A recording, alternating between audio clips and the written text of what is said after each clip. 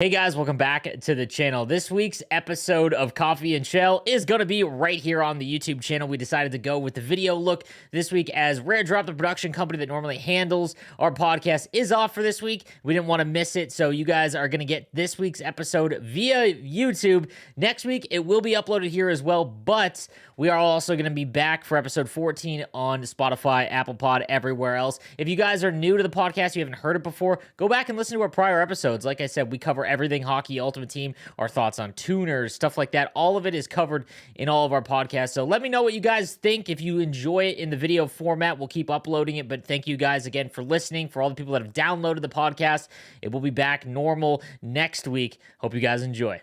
Hey guys, welcome into episode 13 of Coffee and Chel. I'm No Sleeves, joined by my co-host Keso Paguni. My man, it's Christmas. We just got through the holiday season, and as always, let's start with what's going on in our lives. So tell me what your holidays were like and how they went. Hey, it was really great. We actually hosted Christmas, my wife and I, for the first time. We had both of our families over our house. It was nice to not have to drive to like 4 different locations Yeah. and do all that stuff, for the first time ever. So we cooked here. We didn't really cook. We bought some pre-baked honey baked ham, the honey baked turkey and stuff from the store because I'm just lazy. I'm not gonna wake up at 5 a.m. and put the ham in the oven. That's just not my style, but. I mean, it was a great time. How about you? How was your holiday? So we did not get to host, but this will be the last year of us not hosting. So we just got into our new last year we got into this house kind of like in the beginning, middle of December. So we were like still like everything was everywhere. And this year we tried one more Christmas. Her family, my wife's family is pretty big now, and my mom came down for it. And just too big at her mom's place, like too many people. So now next year we've made the executive decision that we will be hosting, and I'm excited for that because, yeah, with Summer, my dog, very difficult to bring her places because I can't put her down for like a nap or anything like that. And she was up for like 8 hours just running around, can't sleep, and the anxiety of making sure she didn't ruin someone's tree or presents or like was kind of tough. My dad's, we went over to my family's on Christmas Day. My brother has a German Shepherd, like Newfie mix. It's really small. Looks like a pup. Her face looks like a puppy, but Summer's already taller than her, and she's 3. And they played around for a while, but then we had like a buffet style like Christmas dinner, so the turkey was like out, and I'm sitting there the whole time with like one eye on my dog, making sure. And Yeah. she made it through the entire dinner, and I was like, "You're such a good girl. Did a great job." My dad's telling a story, and we're all laughing, looking at him to the left, and like sure enough, my dad starts dying laughing, pointing. The dog she got a huge piece of turkey, like just like a Oh, handful of it.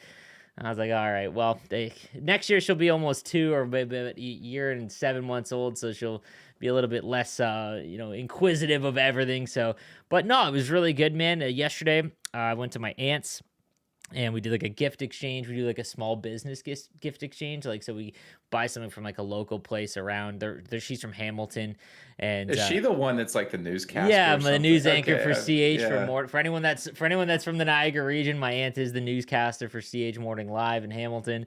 So yeah, it's always great seeing her. My uncle actually works for like the Canada Space Station, which is pretty crazy. Oh, wow. He's got a new job. Probably not as good as the American space one, but it's, No, no, no, no. But a lot of like he does like internal stuff for them. But Yeah. so it's always fun talking to them. And yeah, we had like a small gift exchange. So like for the small business gift exchange, I literally brought my own sweater and mug.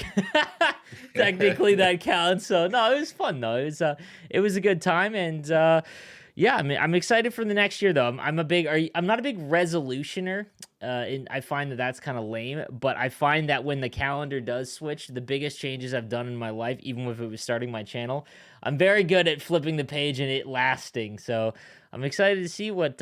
Hopefully, we get a little bit more normalcy back, but it looks like it's going the opposite way. Yeah, it's looking kind of rough right I'm now, not gonna right? lie. Yeah, it looks. I thought we were Yeah. up past it, but it doesn't look like that's the case. But I've got a couple I hope you events. enjoyed, I hope you enjoyed those trips you were able to take because Yeah, 1 week I uh, crammed in 3 going, and now I don't know how long before I'm gonna be able to do that again. But hopefully yeah. everything gets back to normal. But as Well, we wait. always do, So we'll go ahead. I know, but as we always do, but so you are a big New Year's resolution guy. I don't know Yeah. about you. Uh, I never have been, but sometimes it's like certain life events trigger like me trying something new, right? So if it's Well, like you're the married beginning now. of It's a like a big life school event. year, Yep. well, that's a big life event, right? Or like after A vacation. new I don't know NHL. about you, new NHL, right? But like 1 or 2 days before like a vacation ends, I start getting this like inner Yep. anxiety, like, oh, there's so much stuff I have to do. I got to do Yep. this. I got to do it. As soon as I get back, I'm doing this. So like, I'm Give, not a big New Year's resolution guy, but it's like stuff like that. what would you like to do in 22? Are we talking about life or are we talking Like, about okay, let's the pretend we're making game? resolutions. Let's pretend we're making Okay, resolutions. what I would like to do, I think I would like to get a new job, a promotion at work, or something new post that. I think I'm at a good place in my career. I've been in my role for like a year and 9 months. I've gotten a lot of good feedback there, so I think I'm ready for a new type of role, whether at my current workplace or somewhere else this year. Okay, Yeah, that's yeah, not bad. yeah, I like it. yeah, yeah. What about you? Dude, I have no idea. Like, the I would like to see my YouTube channel hit 50K by NHL like 23. Like that 50K being halfway to 100. I don't know why it's such an arbitrary number because it really doesn't change anything. It's not like I hit 50K. Then I'm like, I'm done. Like, you know what I mean? I've done it all. I could just cancel. I could just stop now. So like the numbers have never really been a thing for me, but being at 50K is we're on the other side of being close to 100. 100 on YouTube is like a goal of mine, like getting partnered on Twitch. That was one. Getting verified on Well, you Twitter was get a huge like the one. nice Like little plaque at like 100K, exactly, like right? it's something that Okay. few people that start in this industry get to thing, and being halfway there would be pretty big. And I'm like within striking distance, I think in 22 to get there. Yeah. I would Yeah, like to hit. definitely. I would like to get to like 10,000 on TikTok. I think that would be. I think TikTok is like something that is still just super underutilized.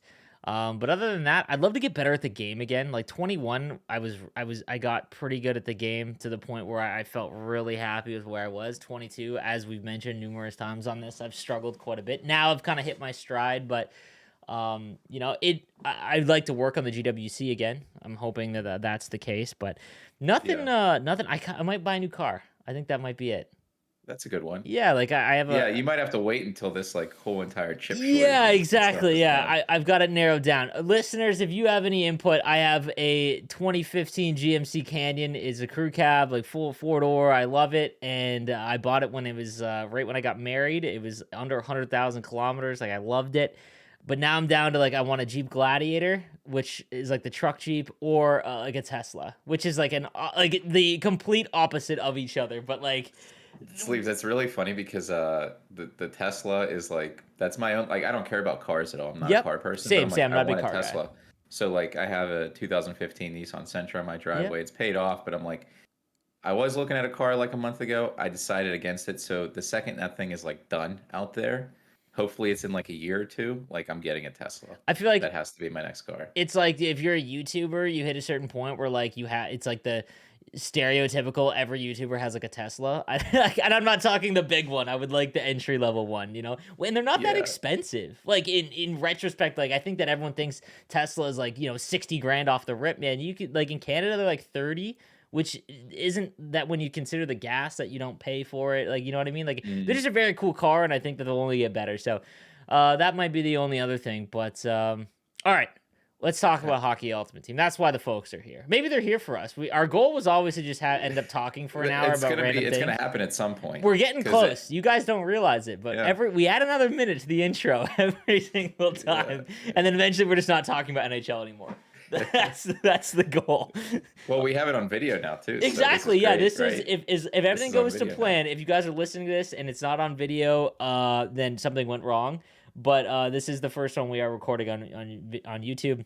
I'm gonna throw it on my channel. If you're watching this on video, then you're watching it on my channel. But after a couple weeks, to make sure that we get as much people out there to be watching and listening, that's the goal, to keep growing the podcast.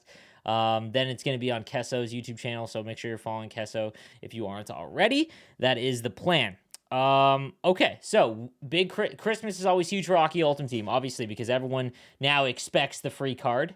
And we got our free card. We got 8 options. I don't think we ever got 8. I don't know how many we got last year. I think it was six. Yeah, I think it same. was six Winter National cards And I last think year. it Was was that it? one for every position.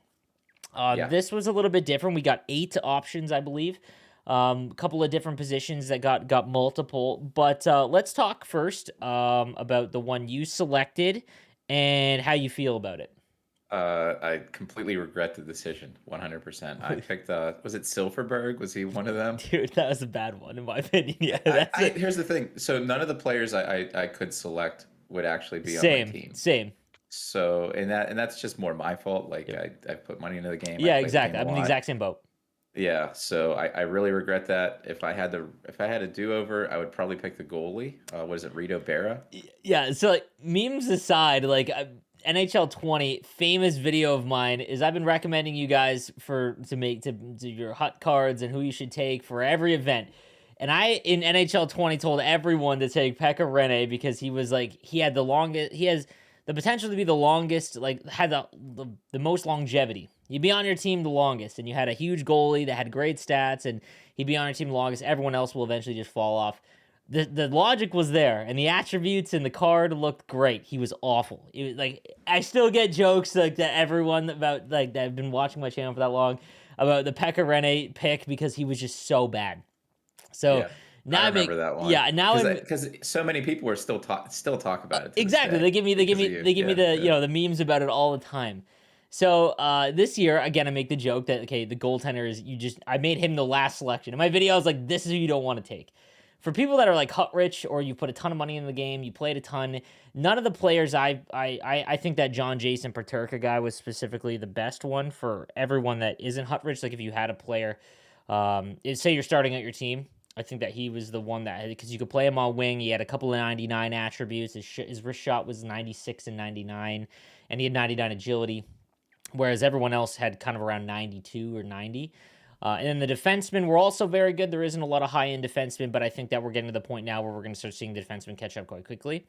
Yeah, I thought that he was the best option because you could play him at center if you don't have a center, or you could play him on the wing, so it gives you lineup flexibility. But yeah, if you're hut rich, I should have just taken Rito Berra because if anything, it just brings up my overall like as the Yeah, backup that's what I goalie. was Like thinking. that's Yeah. it. Like so I don't have to have the silver goalie, and he has, But yeah, like it'll be interesting because I want to talk quickly about that Mikko Koskinen, that master set Mikko Well, I'm Koskinen. glad you brought that up because I do want to talk about goalies in general. Yeah, Anyway, so yeah. what do you want to talk about him? What Oh, do you want okay. to say? He looks like. Have you used him?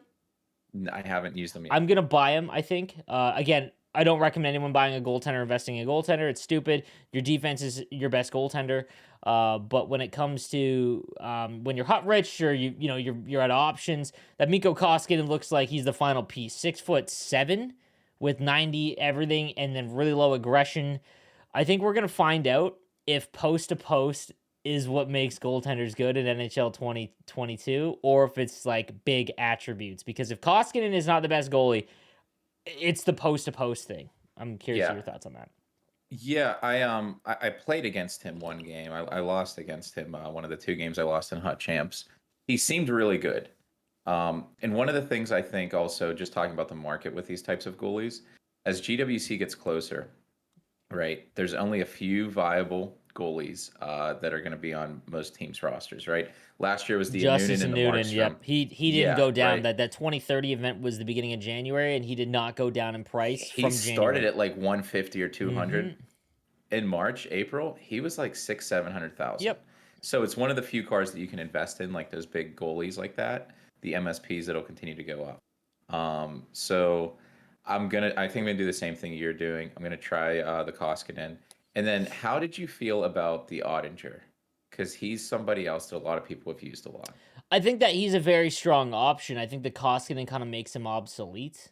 Like, you know Hmm. what I mean? Like, I think that if you have Ottinger tradable, then this would probably be the next like upgrade. I'll be honest, like I've been using X Factor Carry Price, and like again, so if you play enough games with every goaltender, very few times will the stats actually change. Like a lot of people don't look at that, but if you play 25, 30 games with every goaltender that are around the same overall, you're more than likely going to be within 1 or 2% in save percentage. Yeah. And he's nothing like crazy. He's got like 82.5 save percentage, which I guess is good. Um, but there is games where I'm here's how I view goaltenders again, guys. I don't look at the stats of the goaltender because again, I could go through a really bad run and that ruins a goaltender's stats, and maybe it is his fault. I go by how many times does he save a goal that has no business being saved. Like how many times where your heart sinks and you're like, ugh, and like because you know it's going in and you're like, oh my god, like while you're playing actively, that's how I view a goaltender. And that Carey Price X Factor card is just has done it so often that I have no need to really replace him had it not been for Mhm. this ridiculous Koskinen being released. Because Yeah. the curiosity is getting me there. But again, I think that I'm going to try out Koskinen, and I think that we're really going to find out over the next month if post to post is one of the most overpowered X factors, and if that's the play that regardless of size and everything, because Price only 6'3", which for goaltenders in Mhm. Hut is kind of the borderline. Like no one uses 6'2" and below. Yeah. Like you know what I mean? 6'3", it's like okay. But for whatever reason, Price has always been so good. I think that Yeah, he he's plays a lot always like had this like McDavid. interesting build in the game where Yeah, it's like even though he's 6'3", he's always played really well. yeah. Like The there's thing something about about his X. Koskinen I find intriguing though is that his gold ability, I think, is it the X-ray one? I believe so. Yeah, the And then screenshot one. he also has tip jar, right? Hmm. So if you just like set aside those 6 points, he's 6'7", he has the low aggression, he has amazing stats. He should make all the basic saves, right? There shouldn't Every be time. much that gets by him. Yeah, With those added abilities, you shouldn't have the fluky goals either, right? The stuff that you can't control.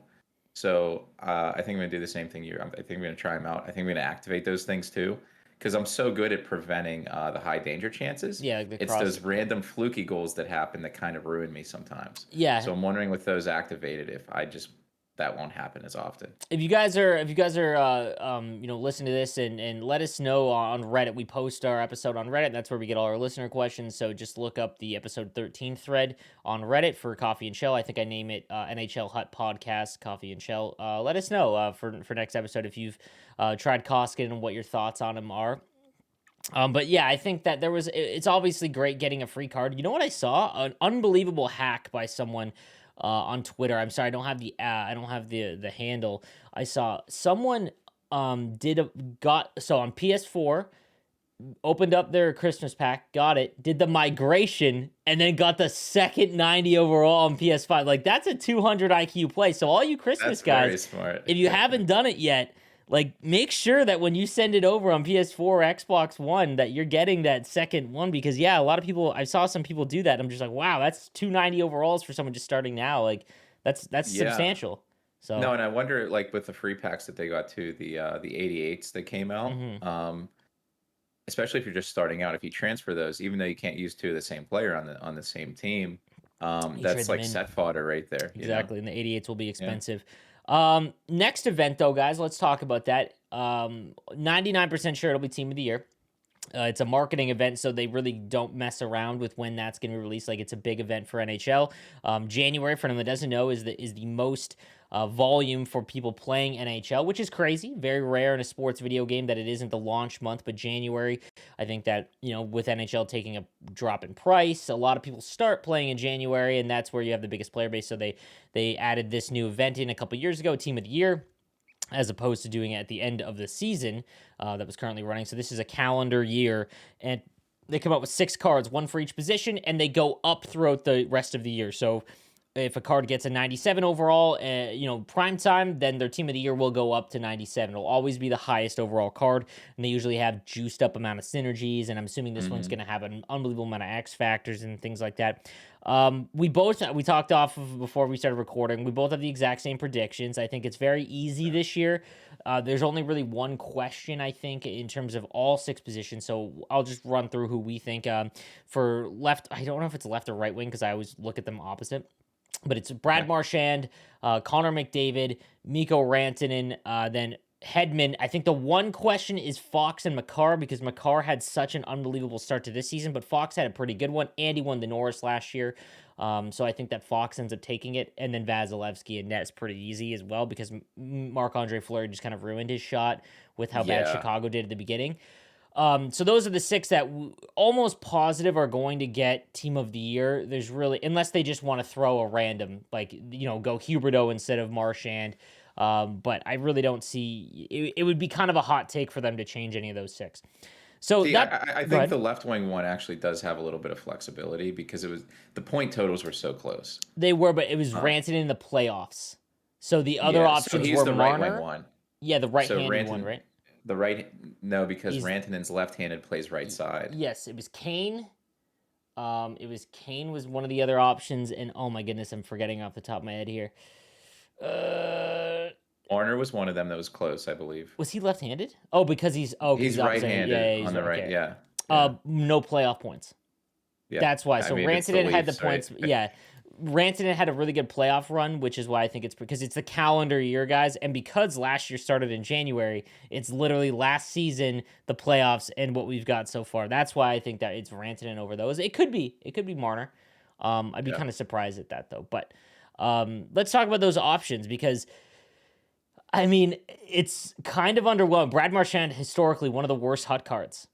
yeah. He's I just would avoid him slower and altogether. yeah, he's slower and smaller. It's very difficult for him, the position that he plays, to be a great hut card until he gets an exceptional amount of speed, and it doesn't look like that's going to be the case. So let's pretend he gets a Team of the Year card. You hard avoid on that, correct? Hard to avoid. I wouldn't even pay 300K for it. Like the only thing I would say, if you had Brad Marchand, you got him like in an untradeable pack, put him on your fourth line, Yeah, use him yeah, for yeah. synergies. Yeah, these cards are going to have an abundance of synergies. Probably three Yeah, options, and they probably all come with 2 points to each one. That would be yeah. because they usually are just incredibly juiced when it comes to that. Rantanen, however, the reason why Rantanen isn't super exciting for some is because a lot of the player base can't use those kinds of cards effectively. Like, what I mean by that is a lot of the player base relies on scoring off the rush. Players I would say I don't want to generalize, but Division 3 and below, more often than not, you probably aren't extremely good at cycling in the zone or holding on to the puck, so you score off the rush. And Rantanen isn't super exceptional. That he doesn't have breakaway speed. He's slow, but he's 6'4". So the He's prototype of all player, Yeah, it, he's always a top five card every year yes, for me. yeah. There's a certain portion of the player base where that is going to be kind of a must-have, I think, because especially if he gets speed synergies, his X Factor card has no skating synergies, so he's at I think they'll be 87. added at some point, right? He's at an 89 now. They've been very careful. Okay. I'll peel back the curtain a little bit. The guys that they hired, so anyone that's on Reddit especially, they know Shadow. He was the one that came in, Nicholas, and he did a great job kind of fixing content. He moved on to a new position, kind of as an overall the mode of Hockey Ultimate Team, which is awesome for the game. But the new guys that they got hired, they've done a great job so far. They're very well tuned into the meta. They were hardcore players, which I think is awesome. So they hired guys that are very, very knowledgeable about the game. That's why you don't see. I hate to harp on Nick for this, but like the Christmas Zdeno Chara, for example, that was just someone who was like, this is a Yeah. perfect card for the event, but when it comes to the meta of the game, maybe didn't know what that was or what that impact would have. Whereas now you're seeing very, very careful selections to not make a card so overpowered. So I'm curious how long, because I mean, did Pavelski get one yet? He hasn't gotten an MSP yet. That's true, but does his X Factor got a bunch of upgrades? I don't think he got a skating synergy yet. Yeah, So he's I'm only wondering gotten a if they few. if they just keep pushing it off and pushing it off. But at some point, Rantanen should get one. And when those 6'4" big guys get over 90 skating, then the little guys that have like 95 skating, their space is their advantage Yeah. is much lessened because they're a liability in their own zone, and Rantanen and the big guys hold off the puck so well, and that's when you see a lot of loss in value for the smaller guys. So Rantanen is going to be one for a specific portion of the player base, but again, I think that a lot of the player base that isn't those top end pro style kind of players, the struggle with Rantanen, so he's not going to be an option. However, McDavid is going to get a Team of the Year card, and Yeah. So what are let your thoughts on that? Like, I don't know what to do because I would say anyone that plays the game since the launch of the game, I would say almost everyone has McDavid's X Factor. Okay, that's a bad generalization. Maybe 50% because you've I don't had have it, by the multiple way. I've options. avoided it. You've had multiple choices at the choice pack, the seasonal pack. Not that you've bought him, but that you've packed him in those choice packs. And if you have him and he's a 94, you have invested an exceptional amount already of collectibles and coins, maybe. And when his Team of the Year comes out, I don't know because there's only a few more overall points to go. So I don't know how you make his team of the year card better, that much better than his X Factor. What are your thoughts on There's that? no real ways to do it, right? The only possible way I think is if at some point they add double zone abilities to players, and I don't think they're doing that this year, right? Yeah, I don't think Because so. hypothetically, if he had like wheels plus, whatever other one, like the Like big gold tape to rig. tape, Yeah. big rig, even truculence. Not that that would ever Oh happen. Could God, you I love imagine a that dude. 99 McDavid with gold truculence Oh and man. wheels? Like it would just be absurd. So It'd be a I charging penalty every time he bumps someone because he's just every so single fast. He's just time, flying into yeah. yeah. Yeah, so I mean, like, I don't even think there's a reason to go after like a team of the year McDavid. I don't even think there's a reason to invest all the coins in the X Factor myself, because you have like a 94 McDavid's basically 99 out like He was he definitely a has card almost to 99 chase. speed. He's Yeah, definitely he a card to was. That was chase. the fun part about it. I think the ability to know again, you're getting to the point now where it's going to cost an exceptional amount, and he's already 99 out in pretty much everything. You're right, but I think that for people, maybe you would never get a shot to be able to spend 300,000 on a McDavid. Mhm. That I think that for free to play players still that it was worth it to near the beginning of the year because at least you know that you are going to have a McDavid that is jacked up for the majority of the year. Now I don't know. I would not be investing in the Connor McDavid now. Like if you buy him untradeable, his price is starting to tank. And honestly, if you have a tradable McDavid, now might be the time to sell him because his X Yeah. factor is gonna or his team of the year is gonna ruin his X factor because there's no cost when he goes and upgrades. Right. So Mhm. if you want to upgrade X factor McDavid, it's gonna cost, there's 95, 96, 97, 98, 99. There's five more levels, and that's at least I would say four collectibles each. Yeah. So So that's about 500K at least right there. yeah, whereas the team of the year, you're done. Yeah. Now, on the back end, Hedman's been an interesting one too, because this is the first year where Hedman, at the launch of the game, even he's really slow skating, but he's been still usable. I find that, man, they've been so careful to not give him any sort of speed that it's almost like too much. And now he's slow. Like it's very difficult to, I don't know if you feel how you feel about him, because I know you I like the have big him on defense. my third pairing right now, But right? I'd rather have And Hamilton right now. Oh, right-handed. Sorry, I've been lately yeah, too. YouTube comments, I've been mixing up left and righty so much that they're just hammering me on it. I bet. Well, you know what? I used to give Josh Fearless so much crap because he didn't realize that Ovechkin was a right-handed shot. And I'm like, Josh, you've been Oh, playing because this he's a game like, yeah, for exactly. like, um, yeah. So I have Hedman on my third pairing. The thing is, he hasn't had a lot of upgrades. Like I think He his got that he's up to an MSP, and that was 80. it. Yeah, so he's like an 88. Um, and he's still like he's not fast, right? He has like what 87, 88 speed I think it's maybe. 87. Yeah, right. So if he does get that team of the year, which I think he will, and he goes up to a 94 and 95, whatever the rating would be, he would be up to 90 to 91 speed. And at that And point, then yeah, yeah, and then I don't know what kind of synergies he'll have.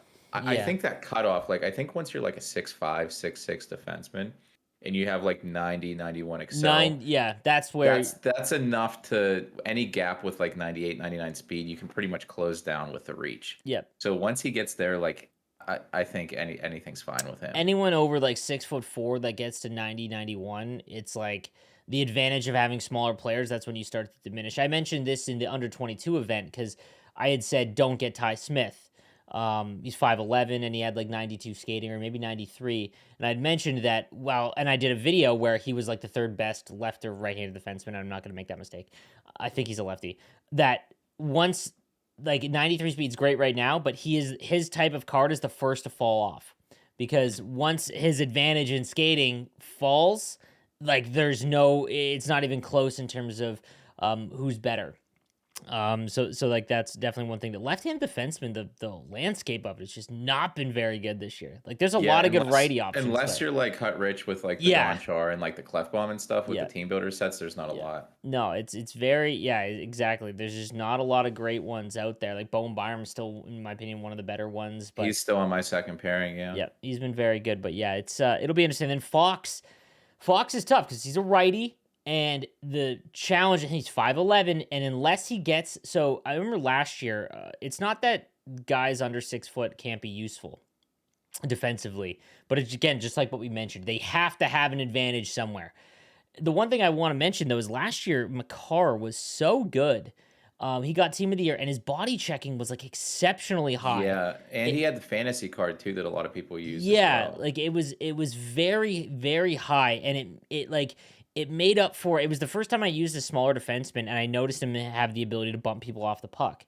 And because he was so fast with a good shot that like it was like he was just awesome to use. This year, again, the new guys in Hut, like they're very careful not to like make sure that everything's balanced, and he's still around low 80s. And I'm Mhm. starting to wonder if like McCarr's like stranglehold on one of the best right-handed defensemen, like unless that changes. Now I have a feeling that he's gonna get like Gladiator and Spark and like a bunch of body checking ones, which would really help. And I think that that changes things dramatically. But yeah, Fox's team of the year card or McCarr's, both of them are almost the exact same build. Yeah. They definitely need body checking, like up. And if they don't, then that's an easy one to avoid as well. And then Well, Vasilevsky, there was a Christmas card that was released, right? I don't know where you had the Orlov. So Orlov. Orlov was my second or third top option because his It body check was was so okay. high. Well, and he has truculence too Yes, as yeah, a 5'11" player. So I yep. played against him. It was the first time I noticed like a 5'11" defenseman Mm-hmm. that was actually good because of that. Yep. Yeah. Like I was just Yeah. about to mention him. Yeah. Like his, I meant, because I got a lot of people in the comments that were like, do you always say stay away from smaller defensemen? But like, yeah, but if their body checking is jacked up and that truculence ability is almost as arcade like as shock and awe, like it looks like you're playing NHL hits. So, that definitely changes some things for sure. So I would be willing to bet that McCarr and Fox, whoever gets team of the year for the right side, definitely has like body checking influence things to make up for it. And then in net, maybe the EA guys are listening to this. I 10 out of 10 chance that because Vasilevsky isn't a great Hut goalie, he's gonna have post to post. I think that there's enough Yeah. noise been made that post to post is like clearly the goaltender thing, that makes up for being smaller. And I would be willing to bet because I remember last year Vasilevsky. It was the first time that goaltender team of the year was like viable because he had like 17 synergies. Do you remember He that? It did was like well, all people team would based get ones. him and Yeah. use him as like the backup just because of the synergies too, right? Exactly, but now with no team-based Yeah. synergies, it's like if he has like three different synergies, maybe but it's not going to be enough. Like you have to be usable now because there's no team-based Mm, synergies. So it'll be interesting to see how they counter that. I'd be willing to bet that Vazzy has post to post though. yeah. Um, so yeah, let's talk about just like the market then and what we're doing. I just released Market Monday. This will come out on Tuesday, so Market Monday. And just going over the things that I see on the market. Let's start first. Finally, 88s. Okay, I've been saying this for a month. The 88s were a good investment because the way that events were going, it was like, hey, 86s were the highest, and they gave you a good amount of collectibles for upgrades. And 87s and 88s still don't have a purpose. Like, you could put them in the 87 plus set, but it's not worth it. And if you go and look in the auction house right now, PlayStation 5, which is the most played console, 87s are going for like 18 to 20K, and 88s are going for like 20 to 21K. And you can just see the reason for that is because they don't have any value. There's no use to them. Hmm. Which now is the time because at some point, and I'm going to guess it's team of the year because these cards are going to be the best up until team of the season, which is in April or March, that EA is like, okay, we're going to require like 88s and 89s maybe. But 88s for sure. They have to go up where it's going to require at least some. So what are your thoughts on the 88s and how do you think that people should prepare right now with the market for team of the year? I think because Team of the Year most likely is coming out this upcoming Friday, Mm-hmm. we would have to assume. I would say whatever coins you have, invest those into the 88s. If you have 1,000,000 coins, right, I would literally buy every 88 I could There's because only 300 there's total on 300, right? PS5. If you think about everyone who's going to want a team of the year and it requires an 88, guys, think of that. In total, there is 388s on the market right now. Yeah, Like, so let's say, right, let's say you take that million and you buy 50 of them, right? That's mhm. that's at 20K each. Yep. There's the chance they 2 or 3x, right? And you end up with 3,000,000 coins, 4,000,000 coins maybe if all of a sudden the 88s are very um like highly valued in the sets, right? So you could go from 1,000,000 to 4,000,000 within a week. I think that another thing to think about too is that this event is 100% not going to be like under 22 hockey roots or the 16-bit. It won't be like you get an 86 and then you upgrade. It's going to be Hope like not. if they make team of the year just like X Factors, that's a fear of mine I just realized. I hope Yeah. to God that isn't it because team of the year is a special. Don't mess with it. Like it should be like Movember. Everyone wants Movember back. Like it's the closest thing we Mm, have to it. I hope they don't mess with that. But if you go back and think, the only event that we have close to that is the Evo event. It's a very hut-rich event. You cannot take part in it if you're not someone who plays the game a ton or have money invested in the game or well-versed in the market. You really just can't take part in the event. And that's fine. If everyone could take part in Evos or the team of the year, everyone just has a stacked team. So I think that it is okay in some cases for these events every once in a while. And the Evo event, we'll use Duchesne for an example, costs about $800K in value to make one of the Evo cards, because again, they're going to be end game cards right off the rip essentially. And they did not require like collectibles. It was like 20 83 plus overall cards, then 15 84s, a bunch of 85s, 86s, and then like 387s. And even though it only requires 387s, so if we extrapolate that out and it requires, let's say, 388s or 488s, that's still going to mean that people are going to require those 88 overall cards. And again, you want to make sure that you at least have that option to make them. And at 20,000 a rip, let's forget about the team of the year implications. If you're starting out Hockey Ultimate Team right now, don't mess around with the 83s, 84s, and slowly build it up, because those cards are being held up because they are used for sets, right? So like an 83 right now, or an 84 is going for like 4,000, 5,000 coins. They're not worth that. Like, if this was the gold collectible days from last year or the prior years, they would be going for bare minimum what a gold player would, right? Yeah. But it's because their floor is held up because they're used for sets. But so like you're overpaying for those cards to be on your team because they're used for sets. So if you're building your team right off the rip, I would try everything to just load up on 88s. Like you can get Akil Thomas, you can get Matthew Savoy, you can get Ekblad, you can get Barzal. Like those 88 overall cards their floor is way lower because they're not used in sets yet. And you could really take advantage and build out a pretty decent team, especially if you've got the free Christmas card, Pro Cop, and Matthews. You've got a pretty decent team right off the rip. So that's where I'm telling people to invest in. Try and save up 20,000 coins and just go buy 88s for your team. Yeah, and then again, you could just sell them. You could just sell them. Let's talk again. We always talk about this. We've made millions on X Factors. What's the landscape of X Factors you see, and what do you think, and how do you think it keeps going? It's not looking too good, right? I think we're at the beginning of the end. Yeah, so somebody brought up something interesting. I think it was Flash Davin had a tweet out, and he was wondering if, with the influx of new players around this time, is there a chance that they go up in price, the X Factors on the auction house? I was considering it, but I'm thinking that there's just so many out there that the new player base would never overcompensate for how many X Factors are out there that people just want to get rid of. The supply meets the demand. Yeah, exactly. Because you got to think that all of those new players, they will get a free one with the trade-in set. And they'll get the, their monthly ones that they do.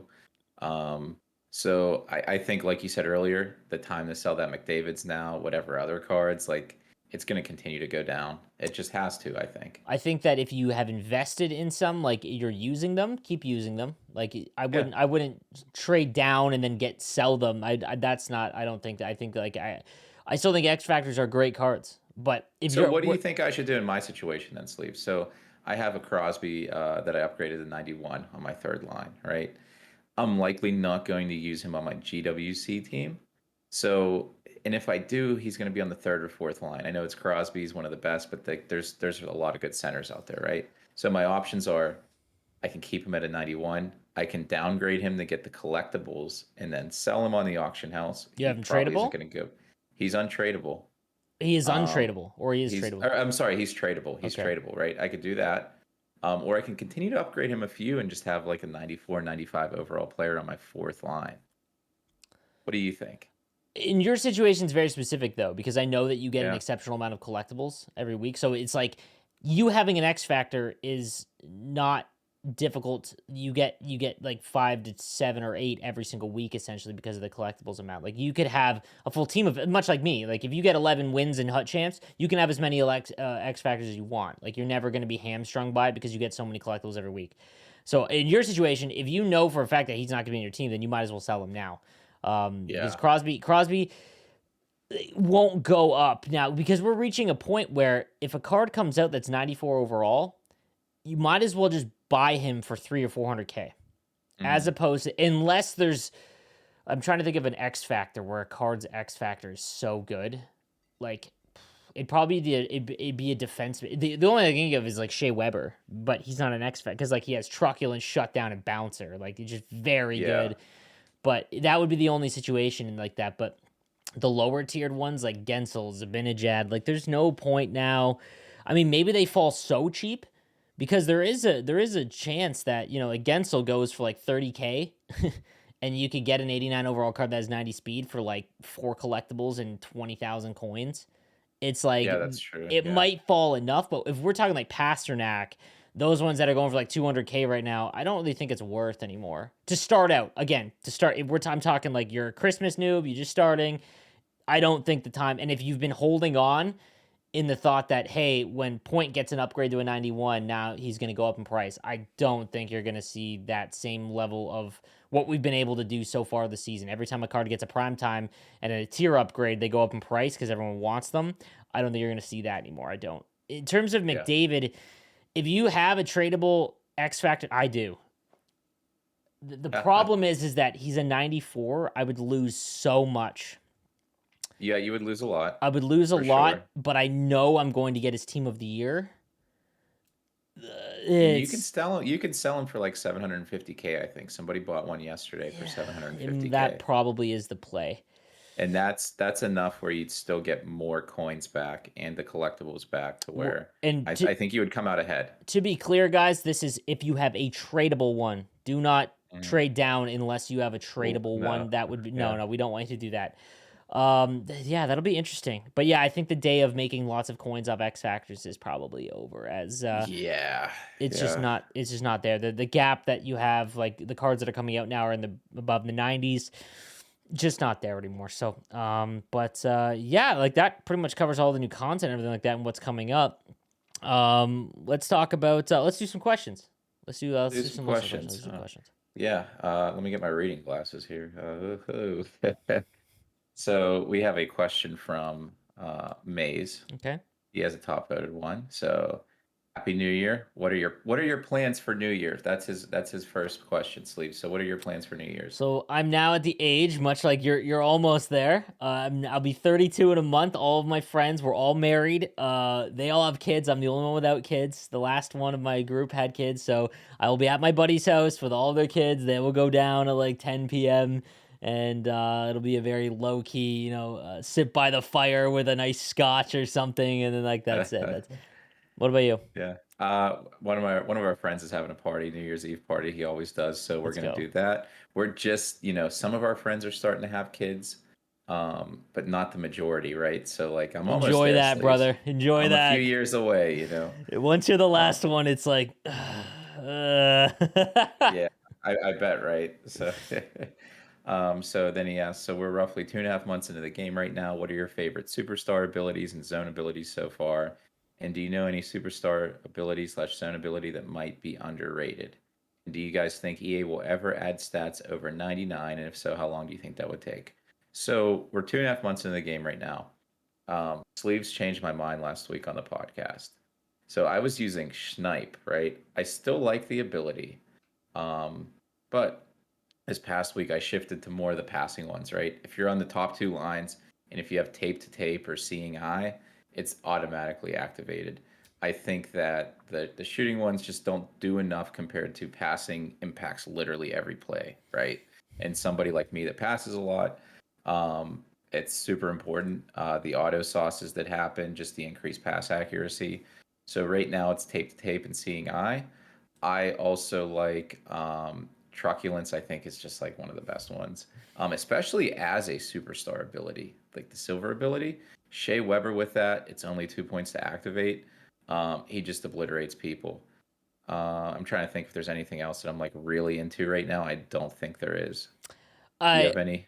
tape to tape. I think that when the passing mechanic changing this year, where you actually there's a skill gap to it, I struggled. I think everyone struggled with it. I think we took for granted how automatic it was over the last like 10 years of the game when they basically made it where now you really have to aim and lead your passes on every single one. Tape to tape is.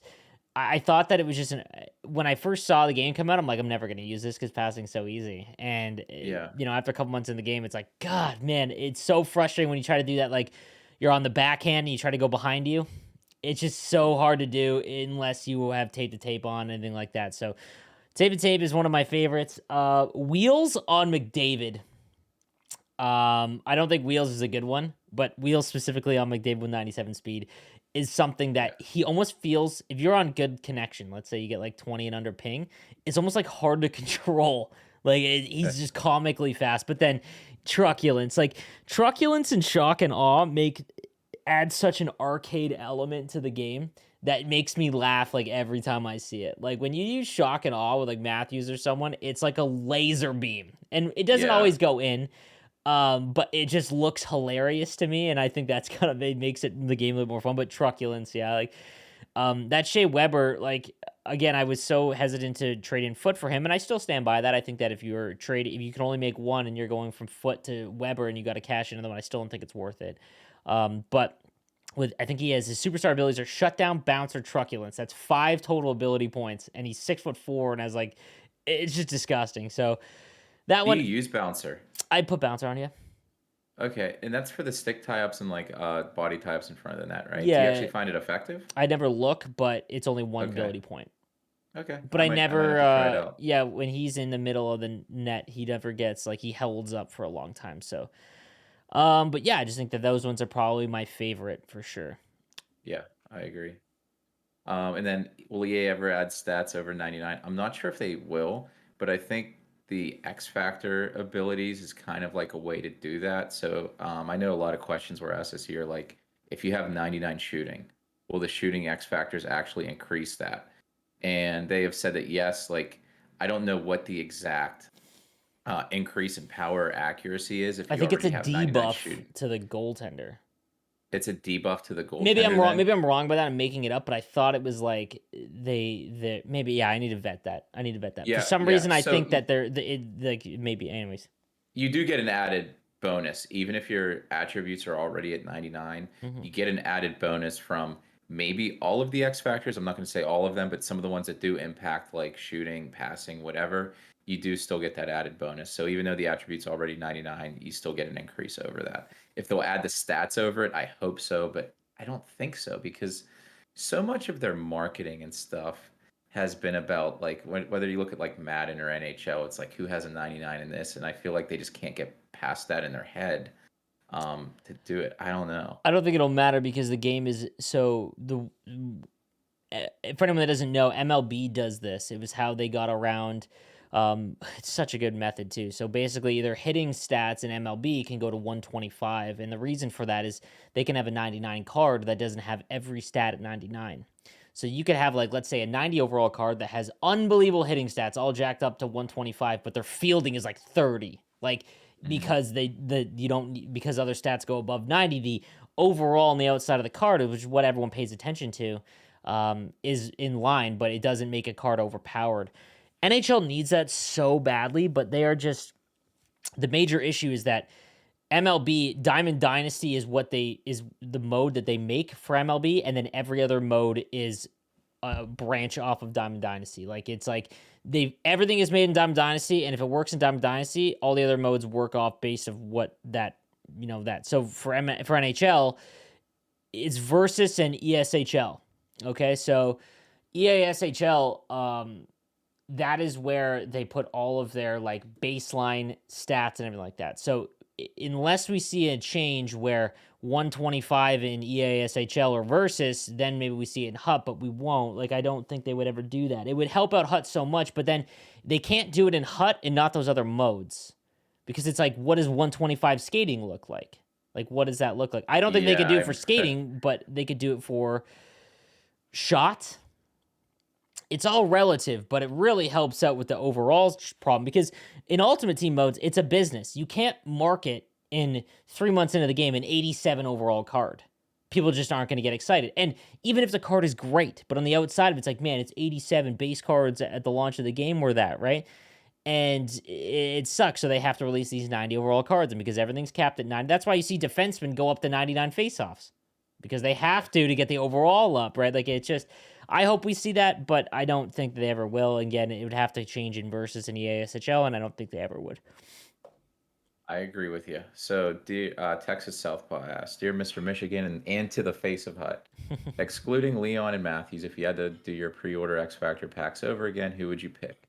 Kaprizov, Yossi, and Kachuk being consistently upgraded, not specific attributes, got overlooked a lot. It'll be funny when people realize 3+ legit Team of the Year candidates were available day one in their pre-order choice pack.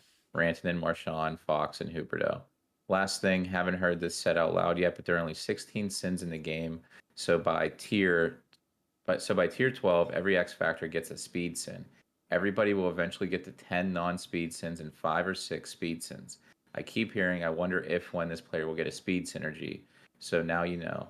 So we were talking about that this episode, Sleeves. Yeah, and again, like I'm wondering, you can't just assume anything with EA. Like you can't assume that they are just going to give every card eventually every synergy. I don't think that, because what could happen is they add 2 to the first slot. That is true. You know what I mean? Like I could see that happening because again, the guys that are in charge of the content are very cognizant of the meta and how the game is played. If if you give distributor to Headman at 99 overall and he gets up to 93 or 94 speed, that breaks the game. It doesn't break the game, but it makes his card, every card that is under 6 foot or 6'2", completely useless in relative value if every card gets it. So I don't think I think the jury's still out on if every card is going to get a skating syndrome. Maybe that's the case, but I don't know if that is what's going to happen, and maybe I could be wrong. But in terms of would I do over the starter sets, Matthews I think is still the best option. Like I still think that he is going to get multiple more cards to get upgraded. He has been one of he at launch of the game, he got a 91 right off the rip. So he has been one of the best centers the entire game so far. Like even right now, he's inside or very close to the top 4. Like I would still put him in. And there's some like you could have Doc and Byfield and all those guys, but I still think that Matthews' size build is perfect for center. So I would probably have him still be fine. The other option, I told everyone to take Barzal. And Barzal's had such a bad season, he didn't get a lot of upgrades, but he had 93 skating off the rip. You know what I mean? Yeah, Like and that's he's been a good card all year because of his abilities too. Like that elite edges on his X Factor yeah, is really good. like that's an advantage that none of the other cards could give out. Would I take? I don't think Hamilton was an option because John Carlson is a very good X Factor card. That's who I picked, him and Matthews. Yeah, like, but I don't know. Like Kaprizov got a 92 master for sure, but he didn't get it until December. Yeah. So prior to that, his card was not very good at all. Like it was very mediocre. So I don't know if I would choose like, and in terms of the, I know he mentioned a couple of Team of the Year candidates, but like I don't think Kachuk is still one of the. If he was a center, he would be a great card. And if you're good enough on the draws, you could probably use him at center. I've said that before. But he's a lot like Marchand, where his skating just nullifies his usefulness a lot of the time. Rantanen, same thing. If Rantanen, he's a good card, but like I don't know. I don't think I would change it because I think that the advantages you got at the beginning of the game with Matthews and Barzal, like in hindsight, sure. Like if we were doing the game again now, but like I still think the advantages you got throughout the beginning of the game, I think that Draisaitl, I probably wouldn't have. Draisaitl's tough because he's 6'2", slow skater. 6'2", yeah. I think he's Matthews essentially. Matthews He a is little bit bigger. amazing shot. Like it's pretty much 99 now, right? I mean, he has tape to tape. He has seeing eye. He has really good abilities. Whenever I made my choices, I had like a prediction like early on before the game came out. I picked Carlson over Draisaitl because I thought that some of the defensive shooting X factors would be very important, like seeing eye and Heat Seeker. Same. I remember whenever I tested yeah, I was really excited about it because whenever I tested the game pre-release, I was thinking like these are going to be really good.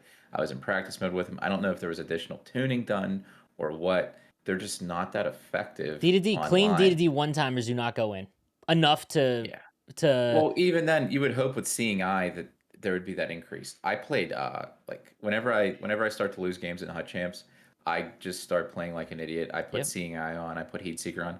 I can't score like 30 shots, you would think that 2 of these would go in, Yep. and they just don't. Yeah. D to D one timers this year, like they're like sure you can take if they're tips or screens in front, sure, but like cleanly we're maybe when everyone's shooting's at 99, but I have like Gonchar. See, Gonchar scores a lot for me on the D to Maybe Ds. I just don't notice it because I have my defense on the opposite Okay. side and I don't take a lot anymore. Yeah. I noticed that the strong side defenseman, so lefty on the left, you walk in a few steps and hammer it far side.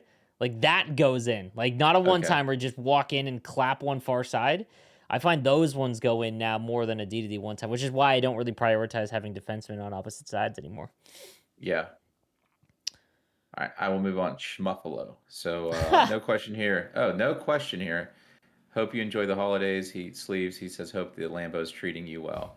Actually, one question. For a superstar ability like Wheels and as players approach 99, is there a speed cap above 99? You can refer to your Lambo owner's manual if needed. So Wheels, I mean, we did talk about this a little bit already with like the attribute caps and That's a stuff. debuff stop. Like that's a yeah. Yes, yes. So Wheels, the thing it does is whenever you're skating with the puck You with a lose player that 3. doesn't have wheels, it's a 3 percentage point um, debuff to speed and excel. So that's like 3 points.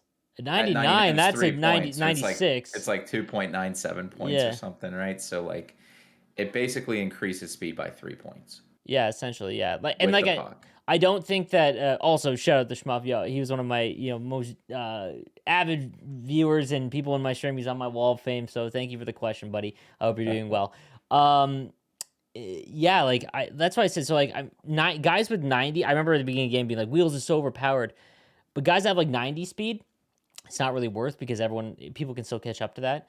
But with right now, McDavid and Duchesne, because there isn't any skaters really that have 96, 97 speed, that's noticeable. Because again, you're losing 3 speed stat to that, right? If you don't lose that, and the most defensemen are like 90 right now, like that's a pretty exceptional gap, and you notice it, right? Once everyone comes up, I think Wheels will have on certain players at 99 skating with Wheels. Yeah, that might be one. But again, the 10 AP points kills me. It's tough. Yeah, yeah, that's why I haven't used it this year. Even whenever I had the McDavid, I think I used it a couple times. I just think it's just the points, man. 10 It's points. tough. That's like, As the and AP then limit earlier goes up, on, though. yeah, that was like a third of your points whenever the game came out. Mm-hmm. So Join the Dark 17 asked, does it make any difference to have a center and assistant on the team or to have the correct number on the player? No. I'll There look. is, yeah, I'll look. There used to be. I don't know Mhm. if anybody remembers. It was If you had a +2 or captain, was it +3 to the +2? kit? Yeah, that was +2 to every great. attribute, assistant captain +1. I kind of want them to bring that Nah, back. dude, it would be the same thing, bro. It would just be McDavid as captain. Like, it would be just a meta Yeah, I thing. guess. All right, maybe not. I But liked I it. see what you're saying. I like I liked it. That yeah. was my thing. It'd be cool to put on a card that you like as a fan. And like, Jeez, we have a guest here, sleeves. Oh, no, I thought you were picking up Henry, dude. My heart just sank. God. Wait, the you still have puppy's your here. pup? So we're watching her today. Oh, you can't get enough of her, Oh huh? no! Oh no! Look at that pup. What a cute pup. What are you doing? I don't want to Okay, bring my so- moose down. I just have my ornament. My hey, Callahan, look alive, buddy. Nope. All right, Bella, you gonna be good for the last few questions? Yeah. All right. Hold on, I'm gonna try to read through this question. So Jay Woodruff asked, first off, I wanted to point out I've been really enjoying your work. I've mixed in your podcast with all the local sports media Let's go. and hockey podcasts that I typically stream. So I will say, he said your work. So Jay Woodruff, I hope you appreciate my work too. I think that's both, buddy. All right. Okay. So I have a question in regards to Hut team migration. Has EA ever explained why the restrictions are so specific? Prior to purchasing my Series X, I'd heard rumors of team migration, but never researched it. In my excitement, I loaded up HUD on the new console, not having realized that would exclude me from the migration of my prior team. Yeah. Am I totally excluded from any future transition for NHL 22? Where do we go from here? Thanks, boys. Justin. Yeah, unfortunately that's the one big downfall is that if you started up a next gen team on the same account, you're out of luck. The reason why they went this is probably just the easiest technologically for them. Like with the engine that they have, it's not like they did this and they're like, yeah, this is the best way to do it. This is like the best way that they could come up with the technological abilities that they have within their team, right? Yeah, yeah. I try to avoid these questions because I know somebody like you is more of an expert on these. So whenever I get questions in like my stream or anything, I always point them to your direction. Or Thank you. Mivian's knew a lot as well. Yeah, maybe because Mivian's Yeah, went through it and he was on PS4, so yeah. Um, so Ryan Mapes asked, question for the pod: can you ever see a line matching system put into place like in real hockey, where the home team gets to choose who to put on the ice against their opponent lines? Might be a good addition, especially for competitive play against God squads. For my team, I would love to throw Pekka with his good defensive attributes on the ice against the other team's top line. No, so like we talked about this, I think, on a previous podcast. It's something I like in in theory from like a theory, yep. strategy standpoint. But the But the thing is, advantage, you can't choose when you get home and away, yeah. right? You just can't choose. So there's the chance you play Hut Champs and you get 15 games away, and that's not necessarily fair. Like in I think GWC, like if you were to that would place be fair higher, then. yeah, if you were to place higher and you got and it's a best 2 out of 3 series and you placed higher, that would be a sweet like because that would give you value for placing higher. But yeah, like I agree with you on that. Like Yeah, GWC, that would be great. yeah, I would love that. same. I mean, I wouldn't have loved that because I didn't place as high as some people. I'd be always, I'd have my third line out there against the first. But offline, is that in franchise mode? No, that That's something that should be in the it'd game be really for cool. offline Yeah. play. Yeah. Uh, Tyler Broseph asked, so for Queso, I hit up your Twitter to see Henry expecting pics of a Boston Terrier or a Bulldog, but no. Much to my surprise, Henry was a literal pig. Duh, made me laugh. Thanks.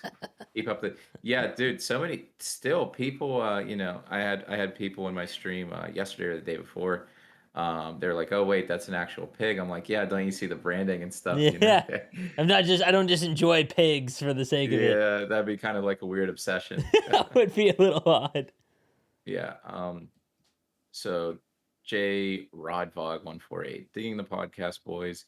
Great for my commute from and to work. Last week, Cam talked about only using abilities on first two lines.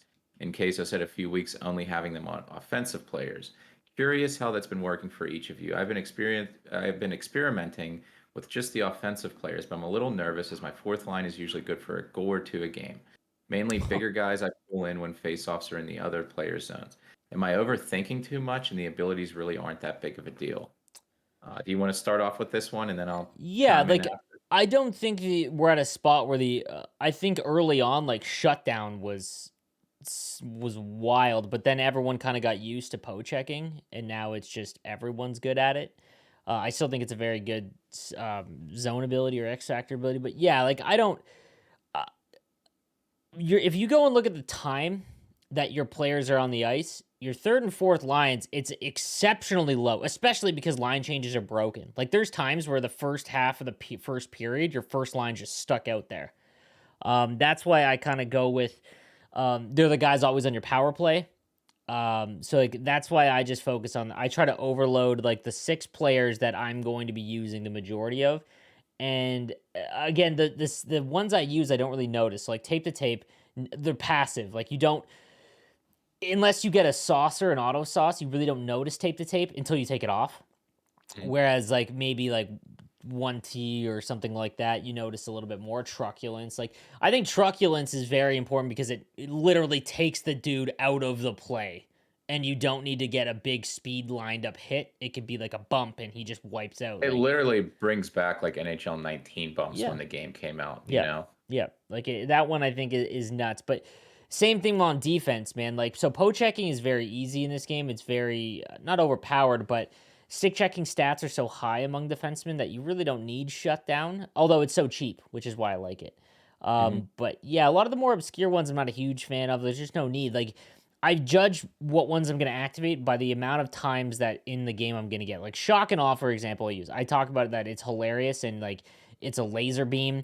The amount of times you're going to get in position where you can do a toe drag with that player that could actually go in is just so low that it isn't worth activating. Whereas tape to tape, you literally pass like every single time you're on the ice.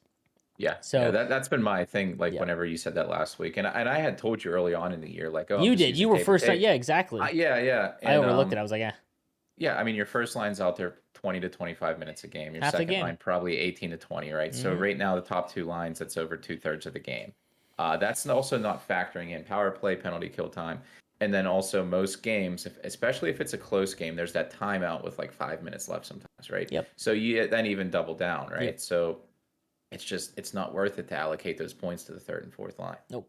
Whenever I talked about not activating it on defensemen, I've started to activate a couple like of the cheaper ones, and that's just Quick because pick and there's that. shutdown are like still I do because it just makes me feel safer.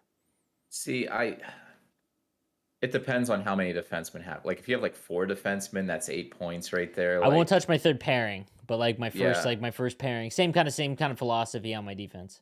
yeah. I mean, I think it's okay to use. Like I don't think it's a bad thing to activate points on your defenseman. It was Mm-hmm. more of a personal choice for me. Um, but it's just like some of the offensive ones, like especially like I'm using like that X Factor Drysdale, right? Or I'm using the team builder Zetterberg. I have 15 points, I think, into him because all of his abilities are just really good. So That and card's then so especially broken. yeah, and then like on that first line, I have the X Factor Eichel and then the Zetterberg. They both have that 1 point to Born Leader. So like if any of them get a goal, Interesting that might be one. I don't think Born Leader is particularly worth it, but if it's your first line, it's my first line. yeah, like Two forwards can score, and I get that boost, right? yeah, So if I score 2 or 3 minutes into the game, I just put my first line back out there, that's interesting you say and that. I feel like it has a bigger impact on defense too.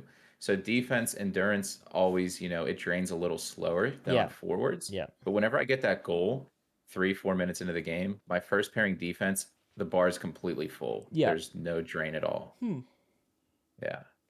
Born leader underrated. Maze, you asked that question earlier. Born leader underrated. Anything else, Sleeves, you want to add for X Factors? Are we good? No, we're good. All right. Kyle Kriz, thanks for acknowledging my previous question. Of course. How would you guys feel about an X Factor trade in set for either power up collectibles or, for example, trade in 3 X Factors for a random one? I've seen multiple people with 2 or more of the same X Factor, and at this time, they're only able to be used in gold player trade in sets. I think at some point there will have to be. That's something that will change. Like you could make a lot of money if you bought Pavelski for 30K. Yeah, Like yeah. I hate that in the sense that everyone would just do it until they get McDavid. Like everyone would have the same X factors. Not that they don't now If it's a already. 3 for 1 and it's random, there's what, 50 of I them? guess It'd that's be true, yeah. yeah. I guess yeah, at some point they've got to do something or turn it into like, the 74 ones. You turn those into like 4 collectibles, like power collectibles. I would enjoy that That because would be huge. I I have have like quite a 5. few. Yeah. Yeah, I have quite a few. Like I even have like the pasta that I haven't I upgraded had because it's Panarin. just like yeah, they cost so much to get to their max and it's like they're gonna be on my third, fourth line if that, so there's no point. Yep. Yeah. Robup. As always, good stuff. You make my midday coffee more enjoyable. Question for you guys. What's your opinion on the power up icons? Can you see EA surprising us and unlock like 3 tiers instead of one to make them more usable? Or will they leave them in the dust as they are right now? I'll let you handle this one, Sleeves. They are useless this year, which I'm okay with Yeah. because they've been the card that everyone needs.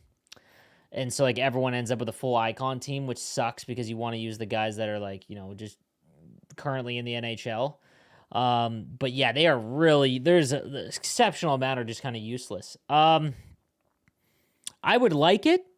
I think it's too late in the year, but maybe that might be they go up by 2 every month now.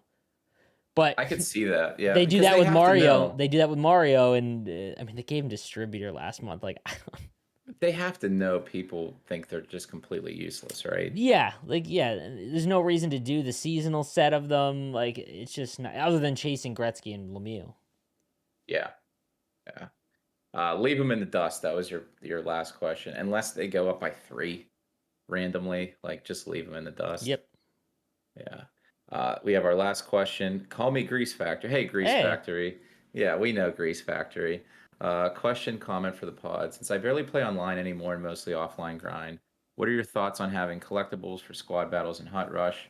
Earn enough collectibles and trade them in for special offline only cards. They wouldn't need to be as high overall as the Hut Champs cards every week, but why not allow the offline kids to be able to work towards a card that's not an MSP? For squad battles, you can have collects given per rank you get. If HC overall is 93, make offline 90 to 91. For Hut Rush, make the max points be like 5 million for max collects, 4 million for second highs, etc. Some guys never play online and have no real cards to grind for except the MSPs. But this event, I don't really want any of these cards. That's an Um, interesting take. I think they should just have it for all modes. Like, I do. I I mean, I think they we've should said just this have it. before too. Yeah, I think we've had this discussion where it's it's like, something they need. I think that'd be a cool idea. Mhm. But I think that it should just be for all modes, man. I think that there should be something to be able to grind by playing the game that's a guaranteed card. But yeah, and I don't even know necessarily the different collectibles, right? But what if Mhm. like the Hot Champs collectibles given out are like not necessarily Hot Champs collectibles, but It's like points or offline champs collectibles. Yeah, like whatever it is, right? yeah. Like Hockey Ultimate Team collectible. It could be the gold collectible for all I care. Never leave that burned Yeah, in the yeah. yeah. All right, Um, but and then he, go ahead. oh, I said there's a second part to this. Okay. As for a few episodes ago, you talked about how everyone thinks Clappy doesn't do anything. What he doesn't do much of is communicate with the actual community. I know for a fact that even the CMs can only offer up suggestions on what to implement within HUT and don't always get things to go their way. Do I wish Clappy would communicate more? Yes. But do I know he can only say so much and people would still be mad at what he says?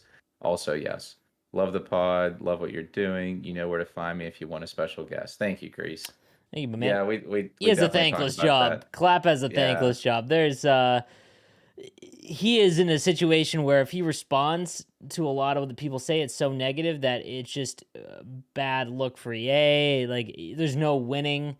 Flops mentioned this before, the prior community manager, that like it's a very difficult job. And the one thing I would love to see is more just talk about Hockey Ultimate Team from the events being hyped prior. Like MLB does a really good job of like taking a small picture of like a player's sock, and then like it Yeah. builds up hype. It's like, who is it? You know what I mean? Like Well, that would be sweet. do you remember, it was last year or the year before, somebody found a picture of like no, it wasn't Vasilevsky. It was Bennington had like the gold skates at a practice that they tweeted Oh, out. Like dude, somebody did the Padre detective had work. found the mask. He saw Yeah. he was skating. Our buddy is used to be the emergency bag of goaltender for the St. Louis Blues, and he was walking through the practice lounge. And he saw the gold helmet. Yeah. EA did that a little bit. It wasn't the socks, it was the Yeah, gold it helmet. was a gold helmet. Yeah, like that. Yeah, I think that would be just a little bit cool. But yeah, there's not much that Clappy can do. I would love to see a little bit more communication in general from Hockey Ultimate Team. It's just very, very tough situation, no doubt. So that's why the creators try and be as outgoing as we possibly can be. But And use your imagination sleeves. That's why you got the Hot Wheels or whatever you that's call it, exactly the it, brother. spin wheel. You got to do what you got to do. But that's gonna do it for us. Anything else, brother? No, that's really it. Sorry if I've been looking around here. The puppy came in the But room and I know it's exactly what like that's as like. A little soon I nervous. started speeding through these questions, I'm like, what's she biting? She's by my legs. There's this like wire right here. Like, whew. No, I know So that feeling, brother. What guys? Thank you for watching. If you're watching this on video, be sure to just give the podcast a download too. Just help us out. But everyone else, well, it'll be on Reddit. Check out for the episode 13 Reddit thread and put all your questions in there for the weekend. We'll be back next week. It'll be the new year, and hopefully, team of the team year of will the be not year. maybe. Ooh, Yes, sir. All right, guys, ooh. have a good one. Peace out.